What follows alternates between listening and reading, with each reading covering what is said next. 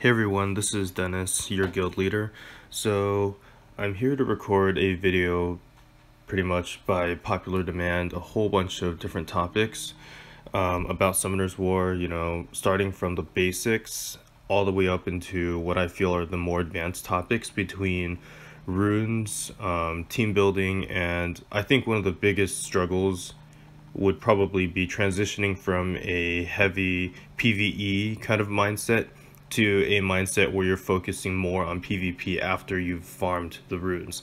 I know not everyone else is there yet. A lot of our guildies are still at the stage where they're still farming a lot because they need to, and all of us should be, but there are some of our guildies out there who are in the C3 range or maybe even the C2 that deserve to probably be in the C3 or Guardian ranks that just haven't transitioned fully in terms of a mindset and in terms of a rune building basis to get into the Guardian ranks that they should probably be at. So we'll talk all about everything, and I know that everyone's at a different level, but we'll try to accommodate that. I think the starting point of this video should be about the basics though. So I'm going to go over what I think are the basics, not like, basic shit like, hey, you should, whatever. Like, let's get into more relevant things, okay? So first thing I'm going to talk about is lab, because this is something that I don't think our guildies know. So after the labyrinth is finished, I didn't know if you guys know this or not, but after the labyrinth is finished, if you click on these yellow stages here, you can actually enter them. And you see that all 5 of my attacks are done. The reason why I say not many of us know this is because not everyone else is doing it. There's so many people here with their attacks. Some of us are doing it, you see, but not everyone is. And after the labyrinth is killed, you can enter the stage and it costs 0 energy. It costs 0 energy and you could do it and you could get good rewards still. So that's something that everyone should be doing. It's free, it's 0 energy. At the very least, you should be autoing it at normal or easy mode. Easy mode, normal mode. But whatever the case is, you should be doing this because it's free resources. It costs a little bit of time, but if you just auto it, you'll be fine. Alright, next topic is Mystic Scrolls. How do you get a lot of Mystic Scrolls? So yeah, people on YouTube will say, okay, go and farm the dungeons, right? Blah, blah, blah. You get Mystic Scrolls. Yes, you do. But this is how I get 6 to 9 Mystic Scrolls every single week just by playing the game. Okay, so first and foremost, the shop, glory points. So after you've maxed all your glory towers, right, which you should do because you'll be at a huge disadvantage, you can buy 3 Mystic Scrolls every single week. And all you have to do is farm arena. As long as you have like Lucians or some cleave team, you should be able to farm arena pretty quickly. And that should get you enough points for Mystic Scrolls and for the Devilmon. So you see I still have 3,500 glory points. I farm arena pretty consistently, so my glory points actually go up. I actually get more glory points than I can spend, and I'm spending it on 3 Mystic Scrolls and the Devilmon. So even if you don't farm it too consistently, you should still be able to get 3 Mystic Scrolls every week just from doing this. The next thing is the guild shop. Alright, so in the guild shop, what I buy, first you should max these out. If you don't want to max these out, I understand, you don't have to. Try at least to get them to like level 5 for everything. But yeah, after you max those towers out, you'll start realizing that when you're actively participating in the guild battle, you actually get a lot, or guild battles plus the siege battles, you actually get a lot of scrolls. You get a lot of points. And what I buy with these points is I buy 5 legendary summoning pieces every single week, which is you get 5 a week, so that's 25 every single week. So after 4 weeks, you get 1 legendary scroll. So it's kind of, you get 1 extra legendary scroll, which is good. Next, Rainbowmon. You should be buying that. And I buy the water scroll just because I'm looking for the water boomerang dancer, chakram, whichever one it is. And the Mystic Scrolls, this one is like the one that you should always buy. I personally don't believe in the rune boxes because you should be farming anyway, and I don't think these are worth it at all. You get a 5-star rune. Who the hell cares about that? So Yeah, these are the ones that you should be getting. And before anyone asks about Super Angelmon, the next topic we're going to talk about is how to get a monster up from level 1 to level 40 instantly. It's not instant, it takes 1 hour, but I think in the grand scheme of playing the game, 1 hour to get a monster from level 1, well, 6-star level 1 to 6-star level 40 within 1 hour is pretty fast. So you go to Iden, Forest, or Phaimon, Volcano, whichever one you choose. My rep is Lucian, so if you're friends with me, you go to Iden 1, and I don't have a monster ready to do this, but let's just say that okay, let's just grab that random Harpu. Let's pretend that Harpu is a 6-star level 1 unit. What you would do is, let me grab a fast rep. You would get into the dungeon with just that 1 unit plus the rep monster. And with a double EXP, because I do have a double EXP running, you should be getting around 15,000 EXP for 1 run. And if you repeat this process for 1 whole hour, in other words, you repeat this process using all 50 of your friend reps, the monster will go from level 1 6-star to level 40 or level 37 6-star, which is almost level 40. And the process is pretty instantaneous. It only takes an hour. So it's about 15,000 EXP, 15,700 EXP. And you see that Harpu is already almost max leveled. But you do this to a 6-star level 1 unit, you can almost max level it. And for that reason, that's why anyone who buys a Super Angelmon is wasting their points. Because 1,000 guild points, that could buy you several scrolls from the Mystic and Water scrolls. So just let that soak in. So that's how you level up a monster insanely fast. And that's why Super Angelmons aren't worth it. Next topic for the basics that I want to talk about are these buildings. Now you see that I have these 4 buildings here, and I'm actually using them. So some people buy the buildings for decorations because they like to put their Nat 5s in it. Other people buy the buildings just because they could buy them, but they don't actually think about it. So I'm not going to bore you guys with the math, but I did the math calculations between how much it costs in terms of crystals to buy these buildings versus how much it costs for the crystals to level up monsters the old-fashioned way of going into Phaimon or whatever. I mean, you should be going into Phaimon and leveling up monsters, but the cost of the crystals to buy these structures, these 4 buildings, versus the cost to actually manually level themselves with double EXP, in 6 months of having these buildings on your island, you'll get a return. After 6 months, any EXP you gain from using this building is free EXP. So most of us have played this game for more than 6 months. Actually, all of us have in this guild. So for that reason, you should be having these buildings on your island. It costs like 1,100 crystals or something, and that sounds like a big amount, but again, after 6 months of having these buildings working on your island, any EXP you gain afterwards is free EXP. So you see what I'm using these for. Let me explain what is actually going on here. So we're going to go into my storage. So like you can see these purettes. Okay, those are shit runes, but you see these purettes and you see these pumpkins and you see those samurai and like these water delphois, whatever they're called. All of these things here, I did not level them up myself. I threw these units into these buildings and I had the buildings level up these units. And you see those vagabonds are almost done. I'm using those vagabonds to fuse more harmonias. But the main point is you can do that with monsters, but more importantly, you can do that with these rainbow mons. So what I do is, now this is a long drawn out process. You use these 3-star max rainbow mon here and you get them up to 4-star level 1. You throw these 4-star level 1 units into the EXP buildings, and after around 35 days, they turn from 4-star level 1 to 4-star level 30. And I recently like 6-starred like 6 units, so it was a lot. But yeah, basically what I'm telling you is normally, okay, this is the normal amount that you get. So we'll do a little bit of math here. Normally, every single month, you buy 1 of these every week, right? Every month, you get like 4 of these. 4 of these rainbow mons, right?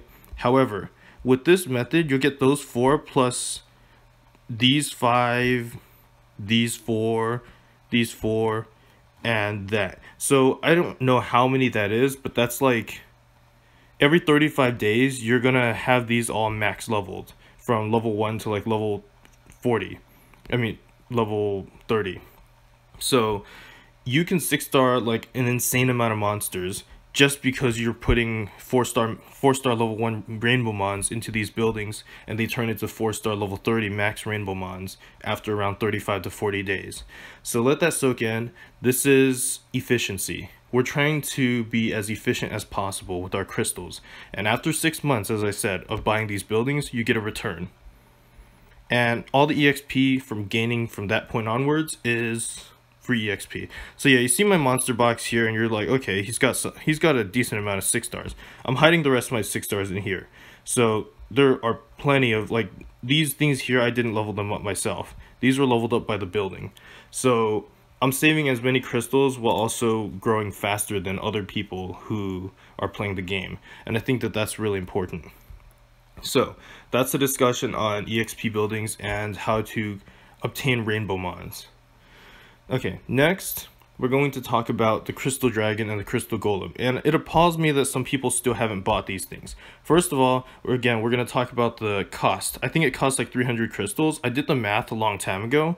After having this golem for 3 months, all the crystals will be paid for by himself. He generates crystals. He pays for it himself. And then from that point onwards, if you've been playing Summoner's War for like 3 years or something, you should have like a 3-year surplus of crystals. This dragon, you really should be using this dragon. It's free crystals. You need to get this dragon if you don't have it yet. And I'm going to end that with that. Alright. So, next we're going to talk about elemental rifts and reap stones. And I think this is a really important topic. So I'm going to go to this building here and go to the reap section. Now, you should be making reaps every single week. You can make 3 a week. And I'm sure you already know the power of how strong these reaps are. If you want to jet your progression forward, reaps are hugely important. So it costs 90 of 3 of these things. You really don't have to worry about the pure magic crystals because you get like an infinite amount of them, but you need 90 of both of these. So I'll go ahead and show my teams for that. So Fire Rift's team, that is the team. If you have any specific questions about how to build your team, go ahead and just send me a message. The most important thing I think is try to build a Lapis with Revenge if possible. If it, every time the fire boss summons a whole bunch of summons, the Lapis can Revenge to some extent. Next, another AoE unit, I use Beth. You could use your Alicia, you could use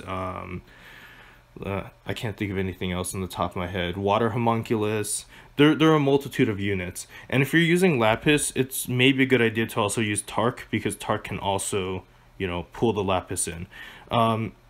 You notice every single member of this team, to some extent, can defense break the boss, and that's important. So, at the very least, you should be farming reaps. Even if you're farming this boss at only A+, instead of like S or double S or triple S, I would still say to do it every single week. You should be getting your 3 reaps.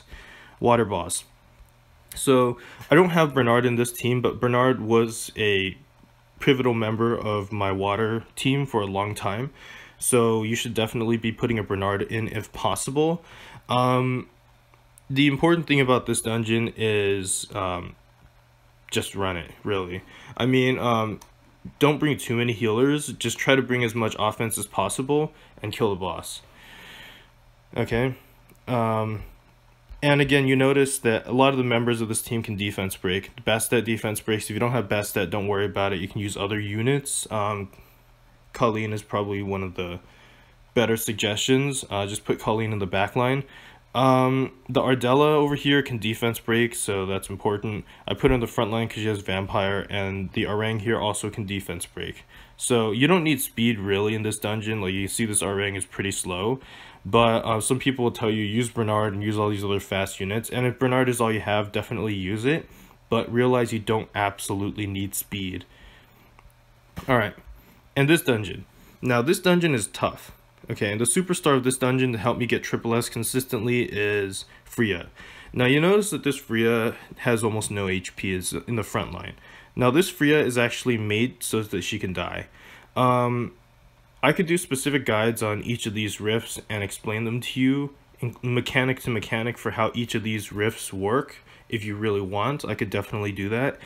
But just to quickly explain, if you have Hwahi, use her. Hwahi is really important for this boss. But if you don't have Hwahi, do what I do. Put a Freya over here and copy these stats, like try to, and put her in the front line with 4 other units, or you can put her in the back line as well, but you'd have to like experiment around with when she dies, and make her die after the you kill the boss goes into the sleeping mode, you attack it, you kill the boss again, the boss goes into sleeping mode and you attack it, and the 3rd time you get up there, you should make the Freya die like halfway through so that the Freya heals you, which sounds confusing, but if you want a guide, just ask me for it. So you should be farming those 3 and getting reaps every single week. Let me see. So I will end the look at that. I will end the introduction of this. This is the introduction. This is all the basics.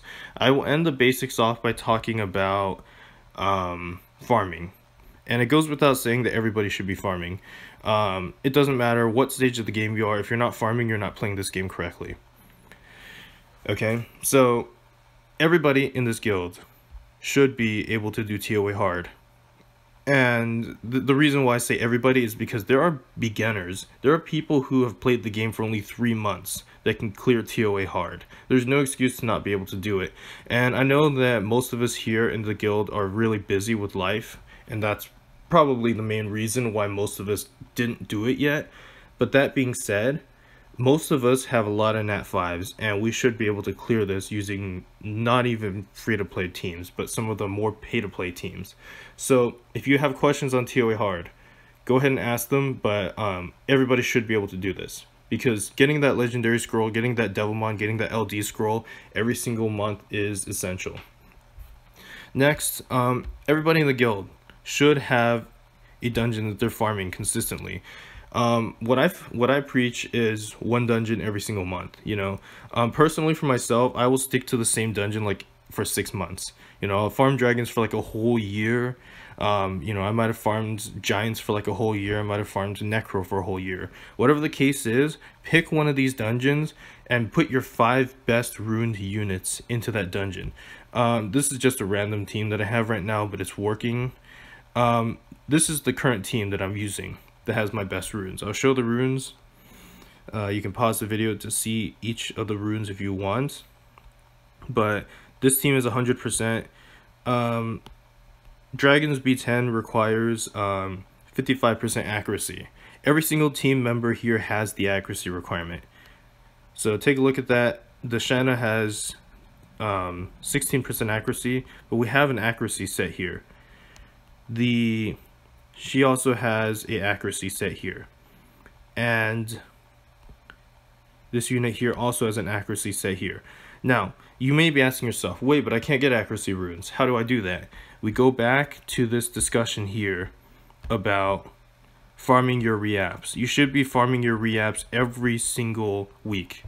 If you farm your reaps every single week, these bosses here will drop fight runes, tolerance runes, enhanced runes, whatever the hell those runes are called, and accuracy runes.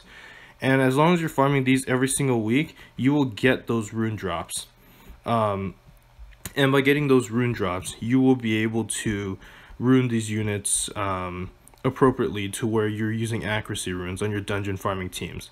And this improves the success rate dramatically. Okay, so that is the end of this first part, which is just about the basics. Next, we will be talking about runes.